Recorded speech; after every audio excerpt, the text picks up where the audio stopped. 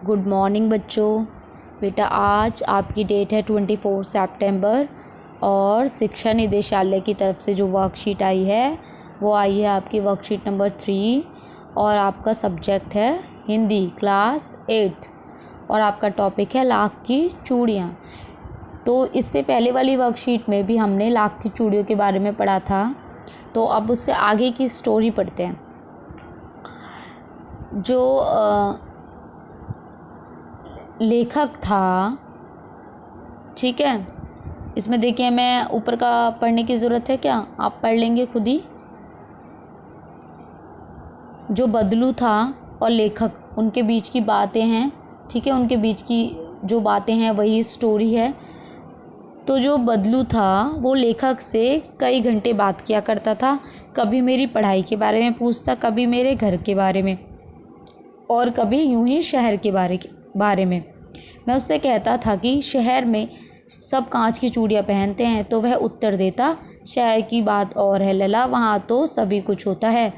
वहाँ तो औरतें अपने मर्द का हाथ पकड़कर सड़कों पर घूमती भी हैं और फिर उनकी कलाइयाँ नाजुक होती हैं ना। लाख की चूड़ियाँ पहने तो मोच ना आ जाए। कभी कभी बदलू मेरी अच्छी खासी खातिर भी करता। जिन दिनों उसकी गाय के दूध होता, वह सदा मेरे लिए मलाई बचा कर रखता और आम की फसल में तो रोज़ ही उसके यहाँ से 2-4 आम खा आता।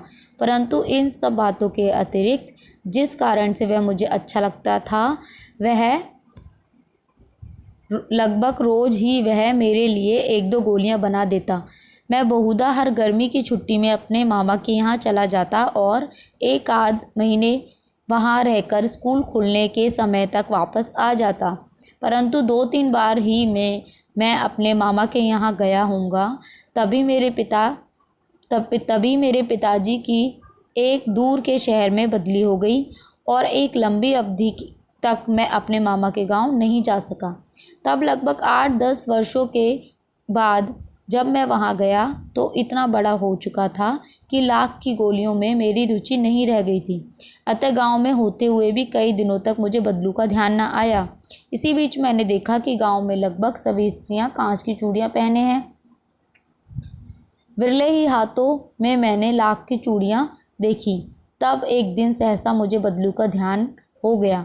बात यह हुई कि बरसात में मेरे मामा की छोटी लड़की आंगन में फिसल कर गिर पड़ी और उसके हाथ की कांच की चूड़ी टूटकर उसकी कलाई में घुस गई और उससे खून बहने लगा। मेरे मामा उस समय घर पर ना थे, मुझे ही उसकी मरहम पट्टी करनी पड़ी। तभी सहसा मुझे बदलू का ध्यान आ गया और मैंने सोचा उससे मिल आऊं।